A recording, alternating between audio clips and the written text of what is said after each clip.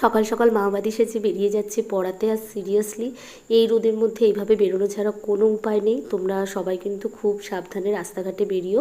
আর আমি 5 থেকে 12 পর্যন্ত এই স্কুলেই পড়াশুনো করেছি, তো তোমাদের সাথে শেয়ার করলাম।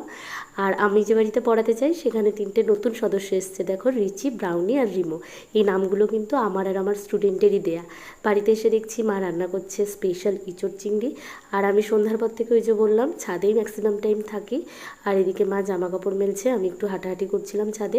সন্ধ্যায় এসেছিল মিঠাই, আর ওর দাবি হচ্ছে আমি নতুন চুড়ি পরেছি, আমার ছবি তুলে দে। দাঁড়াও, ওর একটা কবিতা তোমাদেরকে শোনাই।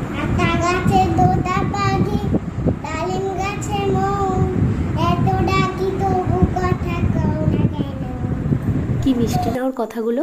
তো তোমরা যারা আমার চ্যানেলে নতুন আছো তারা আরও নতুন নতুন ভিডিও দেখার জন্য আমার চ্যানেলটিকে সাবস্ক্রাইব করে যেও। ভালো লাগলে তোমাদের সাথে দেখা করছি আমি নেক্সট ভিডিওতে।